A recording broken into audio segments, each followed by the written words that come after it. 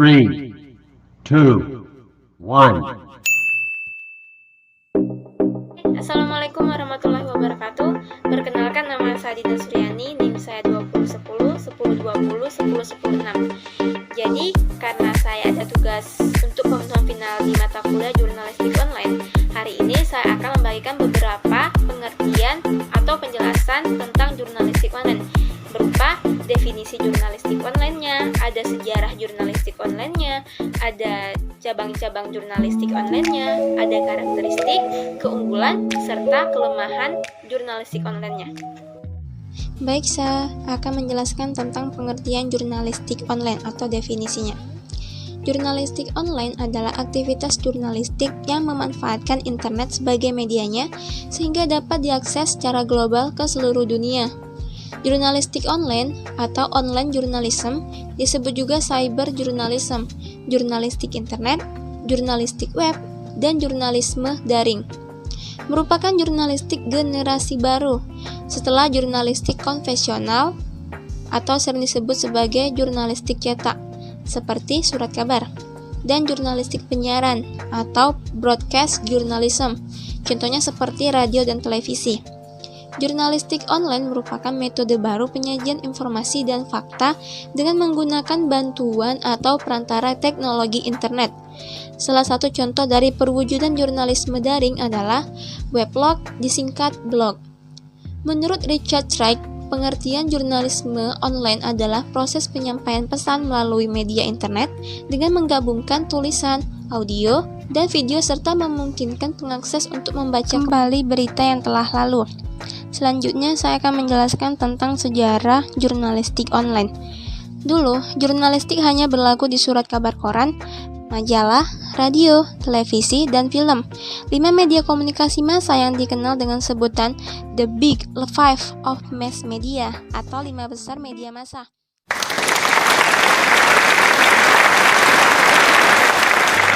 Kini, jurnalistik juga berlaku di internet atau media online sehingga melahirkan ilmu baru bernama jurnalistik online atau online journalism. Jenis jurnalisme baru ini tidak lepas ditemukannya teknologi yang diikuti kemunculan teknologi internet. Dikembangkan pada tahun 1990-an pada tanggal 17 Januari 1998. Disebut-sebut sebagai tonggak sejarah kelahiran jurnalistik online, yaitu ketika Mark Druck berbekal sebuah laptop dan modem mempublikasikan Money Cat, yaitu kisah perselingkuhan antara Presiden Amerika Serikat Bill Clinton dengan Monica Lewinsky di website Druck Report. Setelah majalah Newsweek dikabarkan menolak memuat kisah skandal hasil investigasi Michael Isikoff itu.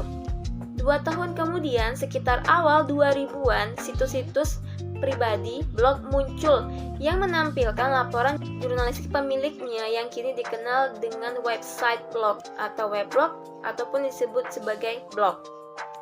Kemunculan jurnalistik online dan media baru online di Indonesia ketika akhir kepemimpinan Orde Baru saat Presiden Soeharto mengundurkan diri pada tanggal 21 Mei 1998. Berita lengsernya, Pak Harto tersebar luas melalui mailing list atau mail list kalangan aktivitas pro-demokrasi dan mahasiswa.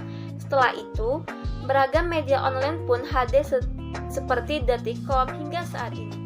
Soal yang kedua, saya akan menjelaskan tentang cabang-cabang jurnalistik online. Jurnalistik online sudah beranak dan melahirkan 4 cabang berupa jurnalisme blog, jurnalistik mobile atau jurnalistik seluler. Yang ketiga ada jurnalisme seluler, Twitter, dan juga yang terakhir ada jurnalisme warga.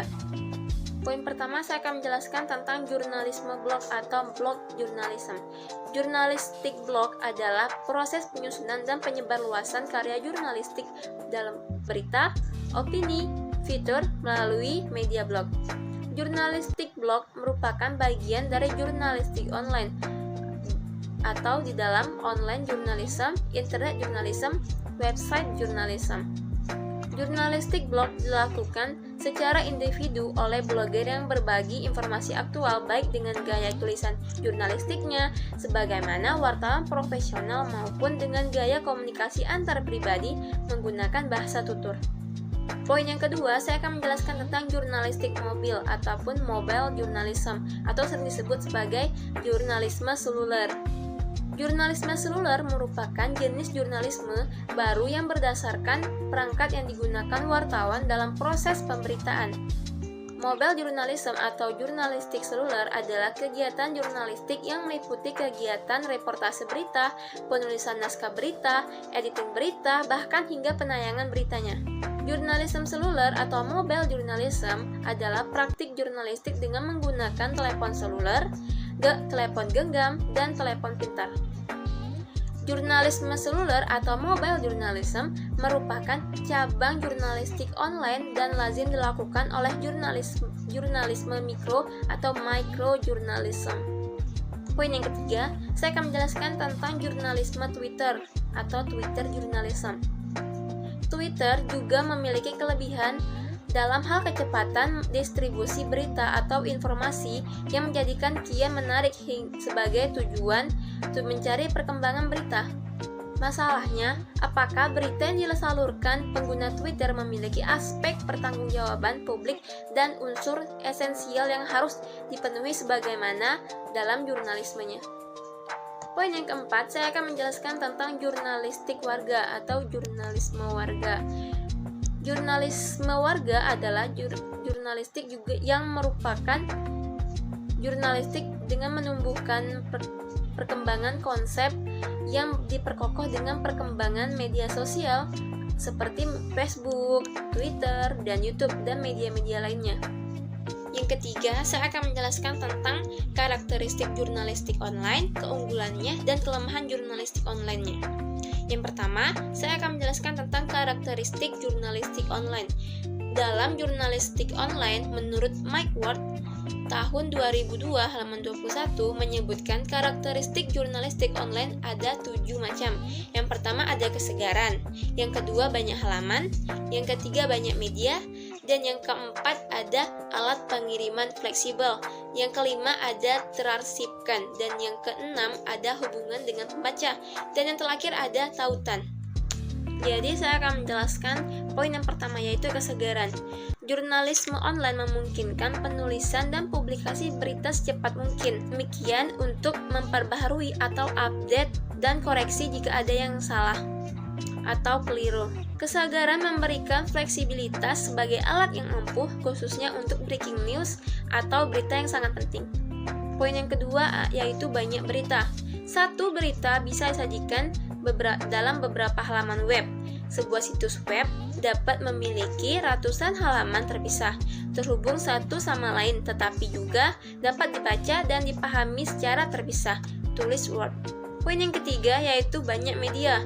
Jurnalistik online bisa menyatukan berita dalam berbagai format, bukan hanya teks, tapi suara, radio, video, grafis, dan animasi grafis, serta gambar bergerak atau musik secara online.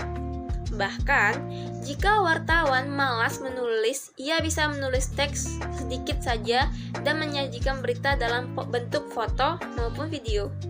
Poin yang keempat yaitu alat pengiriman yang fleksibel. Berita bisa dibuat, dipublikasikan, diakses melalui beragam perangkat mulai dari komputer, tablet, hingga handphone atau smartphone.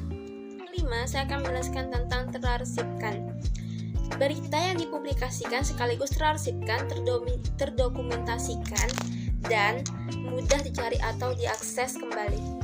Poin yang keenam, hubungannya dengan pembaca. Pembaca bukan saja menentukan berita mana yang ia sukai dan yang ingin ia baca, namun jika ia bisa berinteraksi langsung dengan menulis komentar untuk memberikan umpan balik atau feedback kepada redaksi, wartawan juga membagikan dan mengomentari berita ke media sosial. Poin yang ketujuh yang terakhir yaitu tautan. Berita media mainstream hanya akan menunjukkan suatu berita. Untuk mengakses berita yang masih berhubungan, tentunya butuh usaha lain seperti membaca media lain yang lebih terdahulu. Media online akan memberikan tautan atau link atau mengantarkan pembaca menuju berita lain yang berhubungan dengan mudah. Selanjutnya saya akan menjelaskan tentang keunggulan jurnalistik online. Itu ada audience control. Jurnalistik online memberikan kesempatan yang luas kepada para audiens untuk terlibat langsung dalam memilih dan mencari berita yang diinginkannya. Yang kedua ada non-linearity. Informasi-informasi dalam jurnalistik online bersifat independen dan dapat berdiri sendiri, sehingga audiens tidak perlu membaca urutan atau rangkaian berita lainnya untuk dapat memahami suatu masalah. Selanjutnya, poin ketiga ada stroke and retrieval, yaitu jurnalistik online memberikan kemudahan bagi audiens untuk menyimpan dan mengakses kembali informasi-informasi yang ada. Ada unlimited space. Unlimited space yaitu dengan didukungnya oleh kapasitas internet yang sangat besar, jurnalistik online dapat menyediakan informasi yang lengkap untuk audiens. Poin selanjutnya yaitu imediasi, yaitu informasi dalam jurnalistik online dapat diakses secara langsung oleh audiens tanpa perantara orang ketiga. Selanjutnya ada multimedia capability. Jurnalistik online memungkinkan tim redaksi untuk menyediakan berbagai bentuk informasi seperti gambar, video, suara, dan lain-lain. Yang selanjutnya ada interactivity, yaitu jurnalistik online meningkatkan level interaktivitasnya antara audiens dengan setiap berita atau informasi yang diakses dari www.romelta.com. Baik, yang soal ketiga saya akan menjelaskan tentang kelemahan jurnalistik online. Jurnalistik online merupakan mainan masyarakat superrasional. Masyarakat yang tidak tergolong superrasional tidak akan betah dengan mengakses jurnalisme online. Kalau mereka tidak mengakses jurnalisme online, maka mereka akan dilanda oleh kecemasan informasi dan tidak memiliki kredibilitas. Ini karena logis, sebab orang yang tidak memiliki keterampilan yang memadai pun bisa bercerita lewat jurnalisme online. Orang yang tidak mengenal seluk-beluk jurnalisme bisa menyampaikan idenya pada orang-orang yang di berbagai belahan bumi melalui internet. Yang kedua, tingkat kebenaran jurnalisme online masih diragukan. Berita televisi dan berita surat kabar yang notabene dihasilkan oleh orang-orang yang memiliki keterampilan jurnalistik memadai akan dianggap masih mengandung kesalahan. Jadi, hanya itu yang dapat saya sampaikan. Lebih dan kurang saya mohon maaf. Assalamualaikum warahmatullahi wabarakatuh.